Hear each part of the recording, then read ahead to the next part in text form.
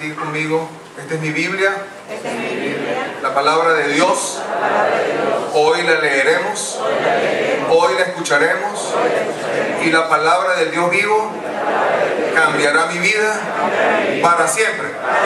Amén. Bueno, hoy vamos a seguir con nuestro recorrido por el libro de los Hechos.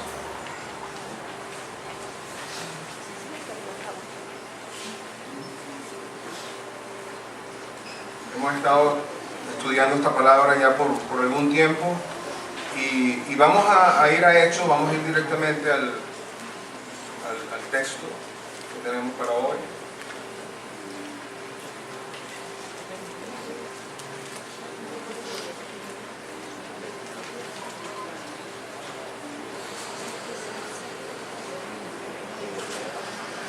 Y dice la palabra del Señor, del versículo 1 al 16. Cuando se acabó el alboroto, el 20, Hechos 20 del 1 al 16. Cuando se acabó el alboroto, Pablo mandó llamar a los creyentes y los alentó. Después se despidió y viajó a Macedonia. Mientras estuvo allí, animó a los creyentes en cada pueblo que atravesó. Luego descendió a Grecia, donde se quedó 3 meses. Se preparaba para regresar en barco a Siria cuando descubrió que unos judíos tramaban una conspiración contra su vida. Entonces decidió regresar por Macedonia. Varios hombres viajaron con él, sus nombres eran Sópater, hijo de Pirro, de Berea, Aristarco y Segundo de Tesalónica, Gallo de Derbe, Timoteo también, Tíquico y Trófimo de la provincia de Asia. Ellos se adelantaron y nos esperaron en Troas. Finalizada la Pascua, subimos a un barco en Filipos de Macedonia y 5 días después nos reencontramos con ellos en Troas, donde nos quedamos una semana. El primer día de la semana nos reunimos con los creyentes locales para participar de la cena del Señor. Pablo les estaba predicando y como iba a viajar el día siguiente, siguió hablando hasta la medianoche. El cuarto de la planta alta donde nos reuníamos estaba iluminado con muchas lámparas que titilaban. Como Pablo hablaba y hablaba, un joven llamado Eutico, que estaba sentado en el borde de la ventana, le dio mucho sueño. Finalmente, se quedó profundamente dormido y se cayó desde el 3er piso y murió.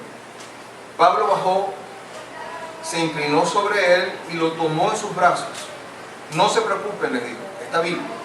Entonces todos regresaron al cuarto de arriba, participaron de la cena del Señor, comieron juntos. Pablo siguió hablándoles hasta el amanecer y luego se fue. Mientras tanto llevaron al joven a su casa ileso y todos sintieron un gran alivio. Pablo viajó por tierra hasta Asón, donde había arreglado que nos encontráramos con él y nosotros viajamos por barco. Allí él se unió a nosotros y juntos navegamos a Mitilene. Al otro día navegamos frente a la isla de Quío. Al día siguiente cruzamos hasta la isla de Samos y un día después llegamos a Mileto. Pablo había decidido navegar sin detenerse en Éfeso porque no quería pasar más tiempo en la provincia de Asia. Se apresuraba a llegar a Jerusalén, de ser posible, para el festival de Pentecostés. Bueno, antes de aproximarnos a este texto que nos ocupa hoy, es bueno recordar algunas cosas que venimos revisando desde el capítulo 18. Es cuando Lucas comienza a narrarnos y a hablarnos sobre este tercer viaje que hace Pablo.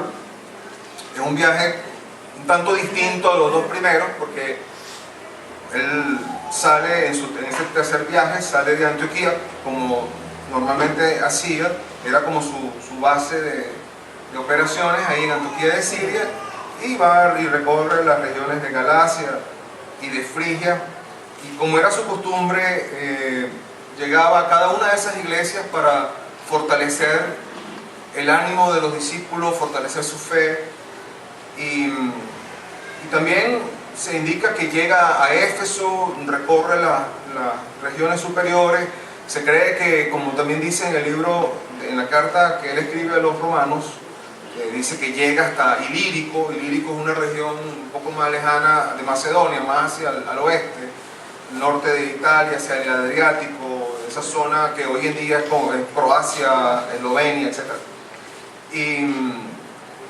Pero es resaltante que en este tercer viaje él va varias veces a Macedonia, baja a Corinto, regresa a Éfeso. En fin, hay un mover intenso en estas iglesias que él había fundado. Y la palabra reporta que luego de lo sucedido con los creyentes en Corinto, la palabra crecía abundantemente, la predicación había sido productiva, habían creyentes, la iglesia se estaba multiplicando. Y ya Pablo había comenzado a ver que ya había agotado la región, se había paseado varias veces, pero es resaltante que él se queda mucho tiempo en esta región. Más adelante podemos ver y podemos entender que Pablo ya sabía que no iba a tocar más este territorio, y vemos cómo se enfoca a dejar bien clara la enseñanza que les había dado. Era muy importante que estas iglesias, estas jóvenes iglesias de este mundo antiguo, entendieran muy bien el Evangelio, porque él ya estaba para partir. Ella estaba planificando ir a Roma, quería ir a Roma, poner a Roma como centro también de operaciones para ir hasta España. O sea, el apóstol ya entendía y por el Espíritu sabía que ya esas regiones habían sido tocadas por el Señor. También hay una intención muy clara aquí en el apóstol vemos a través del relato de Lucas cómo es muy importante el señalar de estos hombres que se mencionan acá como sus colaboradores, cosa que para Pablo era muy importante, no trabajar solo. De hecho, si nosotros repasamos un poco la lista, vemos que todos estos nombres, estos hermanos que se mencionan acá, que son líderes de las iglesias por donde Pablo había pasado predicando. Así que entonces, así como dice en Romanos, él dice en Romanos 15:23, pero ahora no teniendo más campo en estas regiones y deseando desde hace muchos años ir a vosotros. Ya Pablo tenía esto en mente, ¿no? Entonces, con esta breve introducción vamos a revisar un poquito el texto para después también ir a cómo podemos nosotros aplicar toda esta enseñanza a nosotros el día de hoy, en nuestro tiempo presente. Bien, entonces Pablo quería viajar nuevamente, quería regresar. Una de las cosas que podemos tomar, no solamente del libro de los Hechos, sino también tomando de las cartas, también había una intención de Pablo de recoger una ofrenda, porque era su costumbre también, no solamente recoger una ofrenda, sino estimular a las iglesias que fuesen generosas. Y como también mencionaba Roberto hace poco, la iglesia de Macedonia fue una iglesia en esto espectacular, porque era una iglesia pobre. Sin embargo, a pesar de ser una iglesia pobre, se interesó en ese proyecto de Pablo de asistir a esos pobres que estaban en Jerusalén. Y esto tiene varias aristas, esta enseñanza, porque por una parte estos líderes que como sabemos vienen de congregaciones locales, de los lugares donde él había predicado, también se los lleva con él. Hay una intención doble allí, porque no solamente él les está mostrando una visión mucho más amplia, o sea, que salieran de su congregación local para que ellos pudiesen tener una visión más amplia del plan misionero del Señor, que no solamente se limitaba a Derbe, o a Listra, o a Tesalónica, o a Filipo, o a Corinto, sino que la obra era para el mundo entero. Entonces les abre esa visión, se lo lleva con ellos, modela para con ellos su predicación, el mensaje, el evangelio. Cuando nosotros leemos, por ejemplo, el libro de Romanos, vemos la teología que Pablo había desarrollado a partir del Antiguo Testamento, que es lo que nosotros hoy conocemos. Entonces, todo esto era parte de esa intención de Pablo. Y como segundo, había un interés muy particular de unir la iglesia. Porque, como sabemos, en el tiempo de Pablo, los judíos y los gentiles eran polos opuestos. Eran comunidades que muy lejanas entre sí, pero que ahora con la venida del Señor y con el mover del Espíritu Santo, ya no es una iglesia judía o una iglesia gentil, es la iglesia de Cristo. Entonces había esa intención también de que Pablo, a través de este mover, ellos mismos llevaran la ofrenda, ellos mismos fueran hasta Jerusalén con él, para que ellos tuvieran una visión más amplia. Entonces esto es bien interesante, ver cómo Pablo no se le escapaba nada en este sentido, sino que era muy importante para él trabajar, y por eso es bien importante que en nuestra iglesia sigamos trabajando en la formación de líderes, porque el mover del Señor es así. O sea, no es bíblico que la iglesia sea gobernada por un pastor o por una sola persona, como un dictador allí, no sé, sino que el gobierno del Señor el gobierno de la iglesia es horizontal, y se requiere de que toda la iglesia se anime y desarrolle los dones, porque cada uno de ustedes, mi hermano, todo uno de ustedes tiene dones. Amén. Y es necesario que ustedes lo averigüen, lo ponga al servicio de los propósitos del reino. Bien, entonces Pablo quiere entonces ahora en este mover regresar, ya no quiere perder más tiempo, ha dedicado bastante tiempo para enseñar en Macedonia, para enseñar en Filipos, para enseñar en Corinto, para enseñar en Éfeso. Ha preparado a todos estos líderes. Él ya, como decimos, va de salida. Ya en esta región no tenemos más nada que hacer, vamos a ir a Jerusalén, entregar la ofrenda, y de allí en adelante otra cosa. Pero ¿qué sucede? Estos judíos de Corinto, porque la idea de Pablo era salir de Corinto y tomar un barco directo de Corinto hasta Siria. Normalmente esos barcos hacían varias escalas, pero era una travesía más o menos directa, del puerto de Corinto hasta el puerto de Cesarea, o en Siria. Pero los judíos de Corinto estaban terriblemente bravos con Pablo.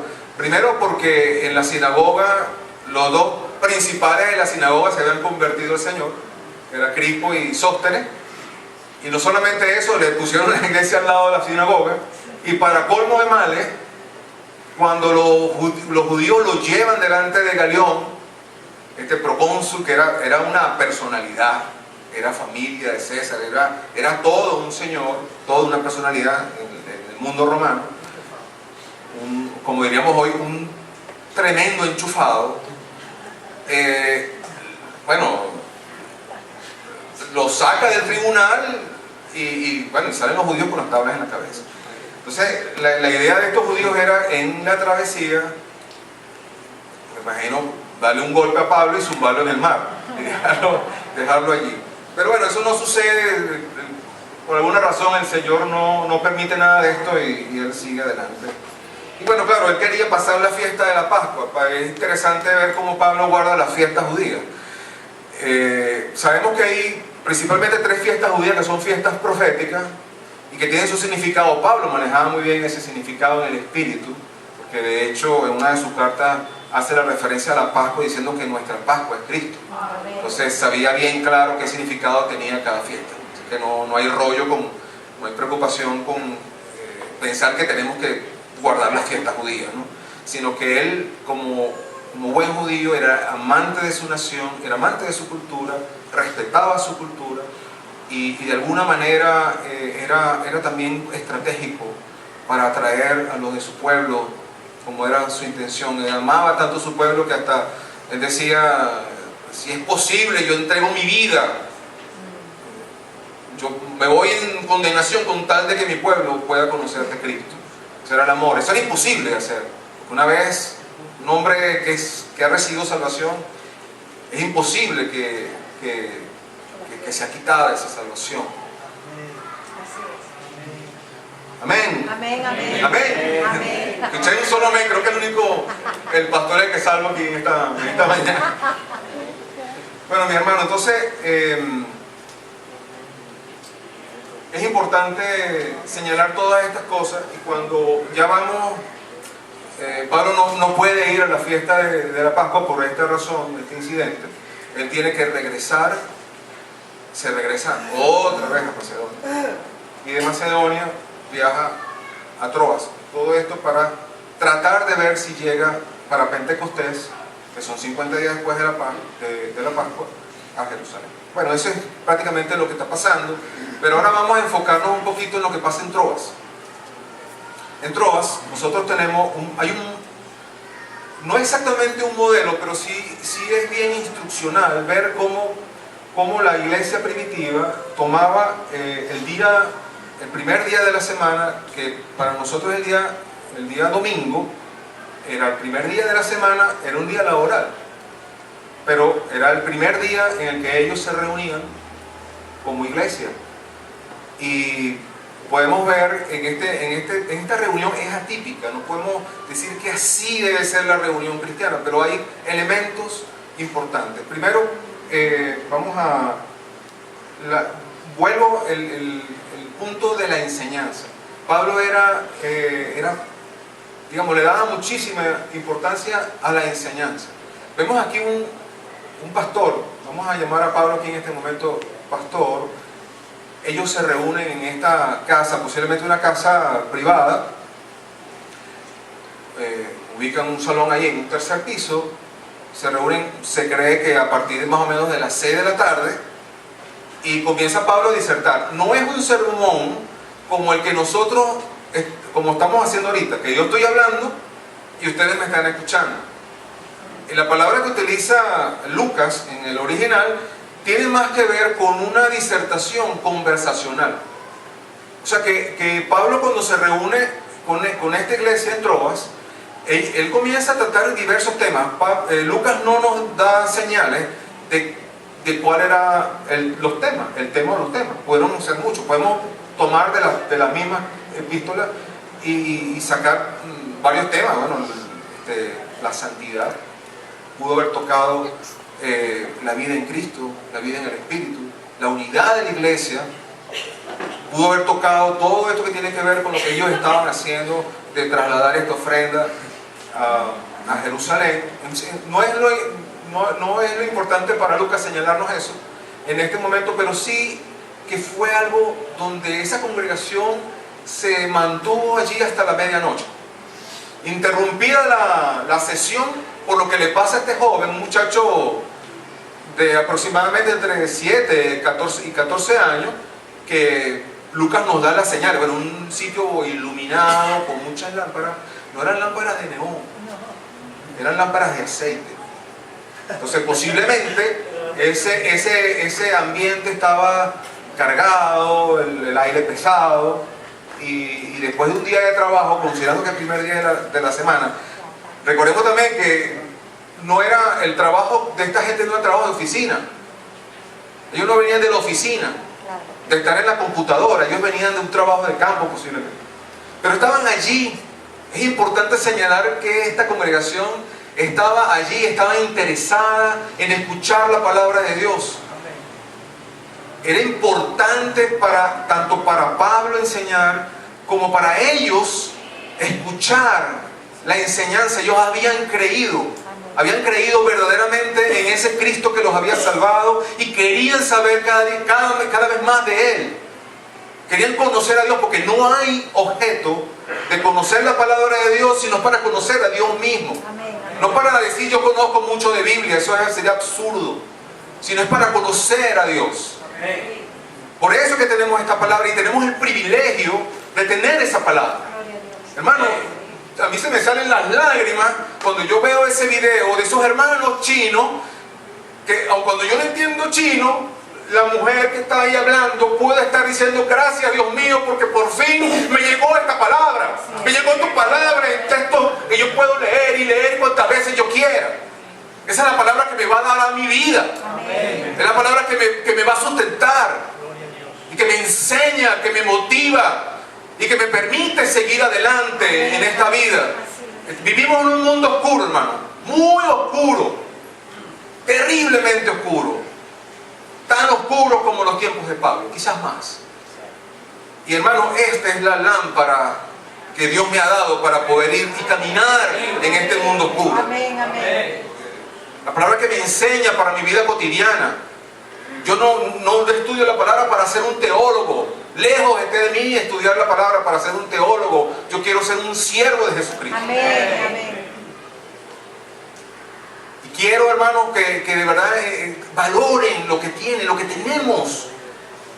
Tenemos este privilegio de la palabra de Dios. Por eso que Pablo le daba ese énfasis a enseñar la palabra. Que hay una porción en Gálatas que yo me imagino, después de haber trabajado tanto el apóstol con los Gálatas, llegan unos judaizantes y les trastornan toda la enseñanza de Pablo.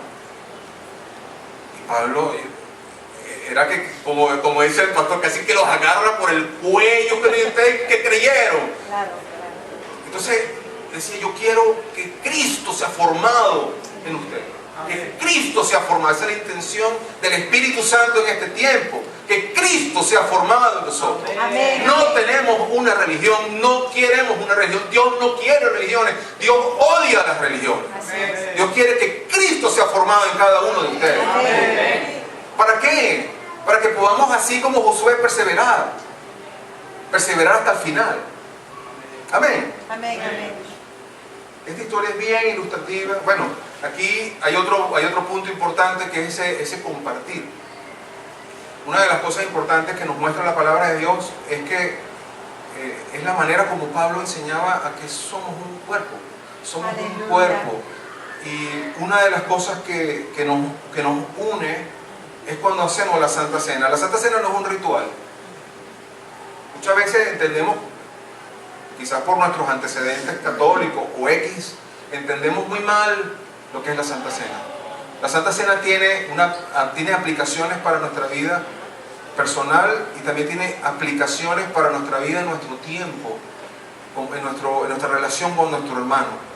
Si nosotros somos miembros de un cuerpo, yo soy miembro de ustedes, ustedes son miembros conmigo de un mismo cuerpo. Si nosotros vamos a la alegoría de Pablo, que utiliza el cuerpo humano para enseñarnos esta realidad, vemos que las manos y los pies son diferentes, pero trabajan en armonía. Amén. No trabajan de manera distinta. Yo hace 2 meses me operé el dedo medio, o otra vez, hace 2 años me lo operé, tuve que operarlo otra vez. Hace 2 meses, gracias a Dios, yo creo que ya está en la última. Amén. Dios mediante. Pero hermano, yo sentía que todo mi pensamiento, mi cuerpo, aun cuando estaba haciendo otras cosas, tenía siempre presente mi dedo. Y siempre lo tengo presente. Porque cuando lo mantengo agarrando, por lo menos cuando agarro el volante, se me queda a veces la mano así. Y yo, no. Entonces tengo que me lo enderezo, entonces lo agilizo y él ya se normaliza. Entonces le tengo que enseñar que él es parte de la mano. Y como parte de la mano, tiene que funcionar como dedo. Amén, claro. Como cada uno de nosotros debe funcionar con los dones que el Señor le ha dado a cada uno de ustedes, hermano. Explote ese don, pídale al Señor, porque Dios ha hecho con usted una maravilla, le ha dado el Espíritu Santo, está en ustedes, en cada uno de nosotros, y el Señor tiene un propósito maravilloso para cada uno. No nos quedemos en la queja, en el que el otro hace o no hace, hermano, olvídese de esas tonterías, sino ponga su vida delante del Señor y dime, Señor, ¿para qué me hiciste? ¿Cuáles son los dones que tú has puesto en mí? Para que yo pueda bendecir a la iglesia, para que yo pueda participar en esta construcción de tu cuerpo. Amén, amén. Fíjense que vamos a ir a Efesios, vamos a leer algo en Efesios 4, a propósito de todo esto.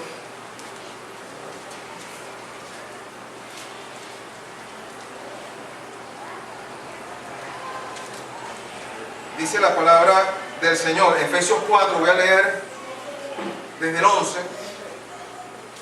Dice, ahora bien, Cristo dio los siguientes dones a la iglesia: los apóstoles, los profetas, los evangelistas, los pastores y maestros.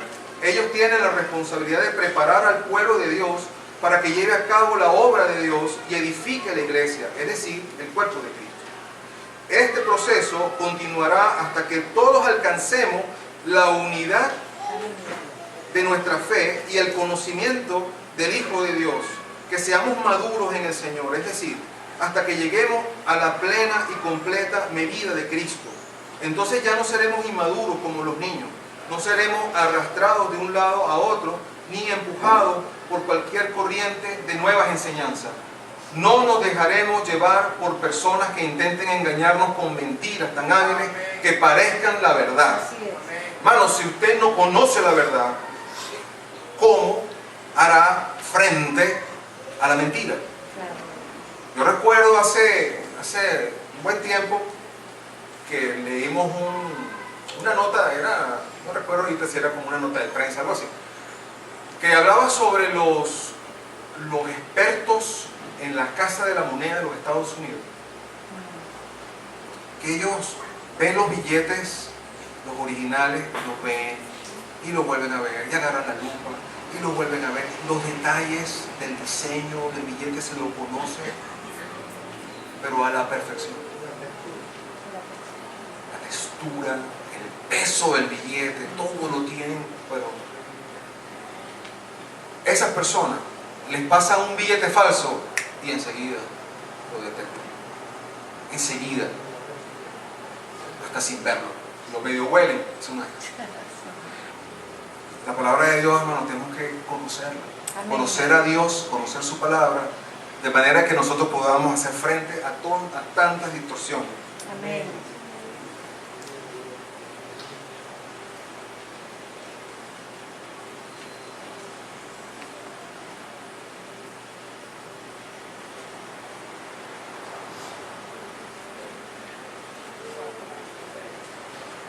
Se me fue la obra.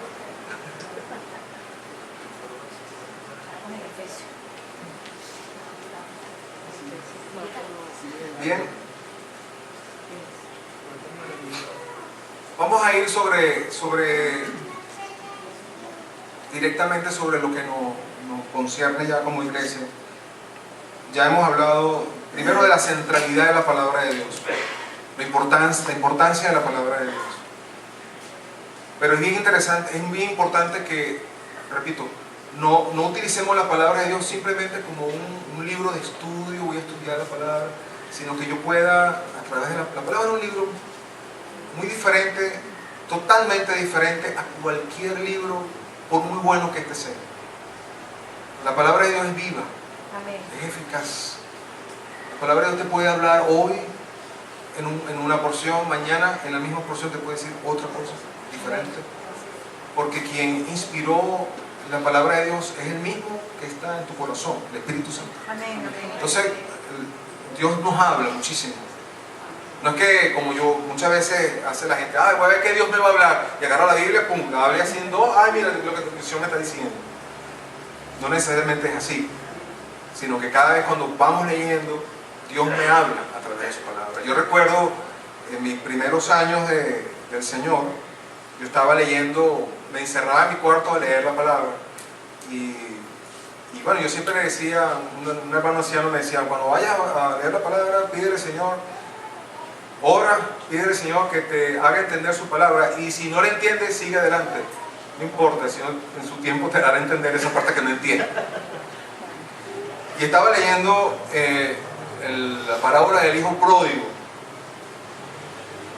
y comienzo yo a leer, y cuando voy como por la mitad, hermano, yo no sé qué pasó, yo empecé a llorar, y a llorar, y trataba de leer, y no podía seguir, y sentí la voz del Señor que me decía, no en voz audible, me decía, ese padre soy yo, ese hijo que estás ahí leyendo, eres tú.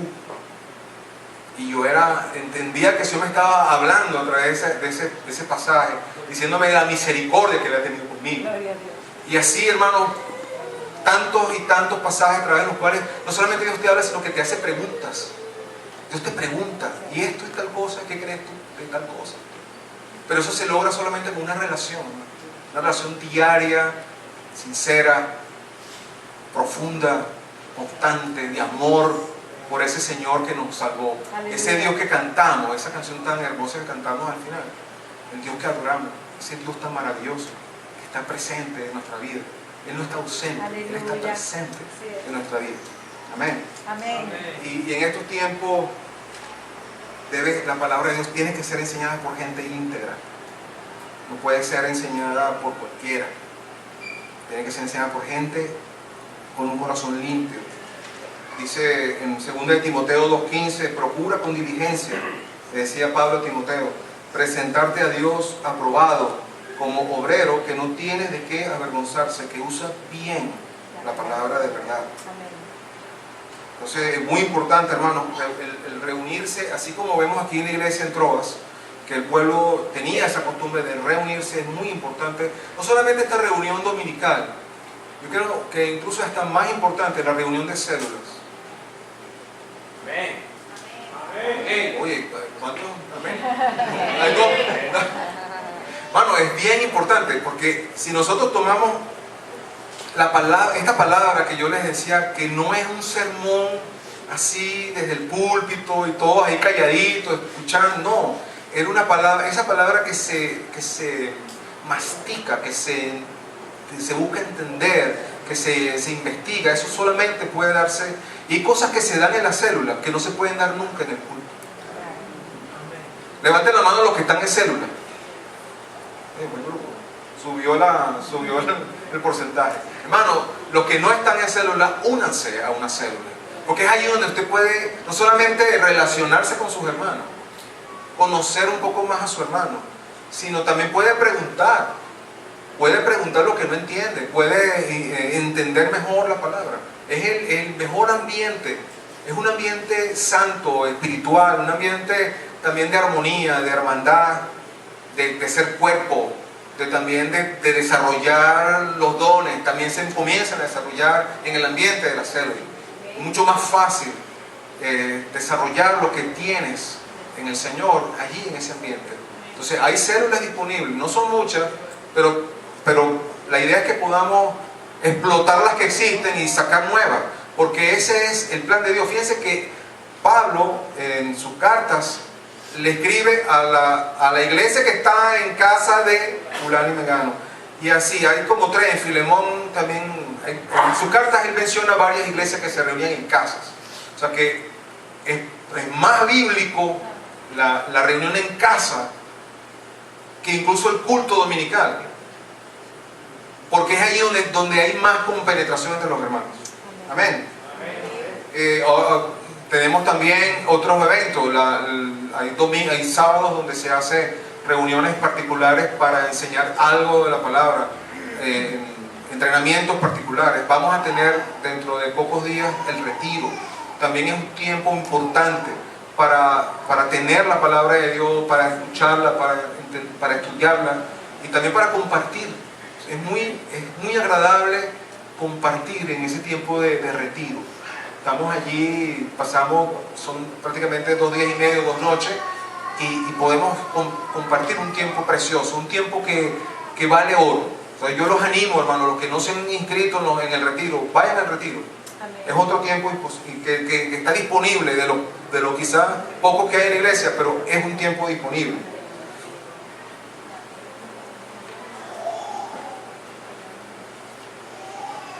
La iglesia creció de esa forma. La iglesia primitiva creció así, amando la palabra de Dios, preparando líderes sanos, gente sana, poniendo al servicio de los dones, estudiando la palabra, amando la palabra del Señor. Aleluya. Bueno, yo los animo en esta mañana.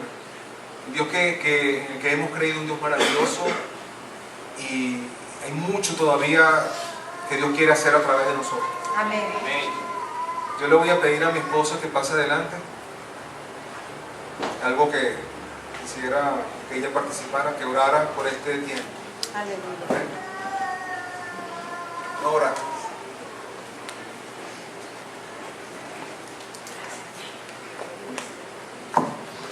Señor, queremos en esta hora, Señor, inclinar nuestro rostro, Señor, para pensar solo en ti. Amén.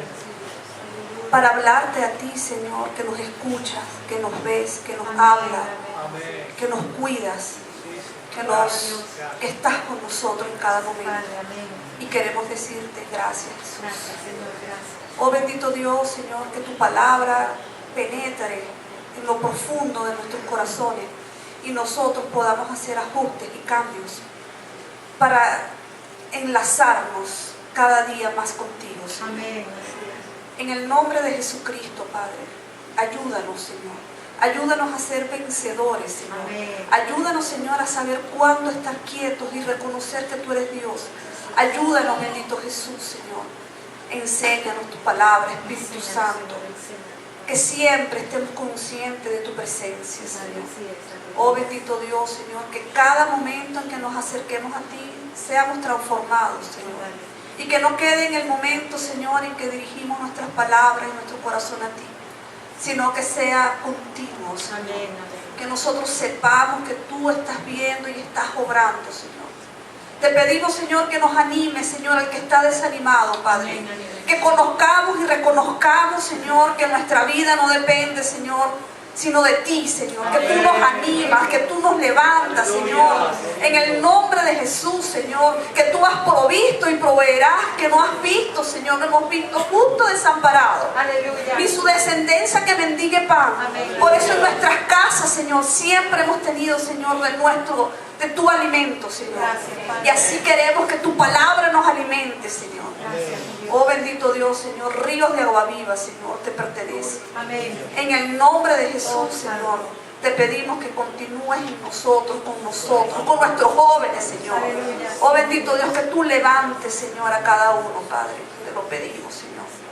Confiando y sabiendo que hemos recibido, Señor. En el nombre de Jesús. Gloria a Dios. Amén. Amén. Gloria al Señor.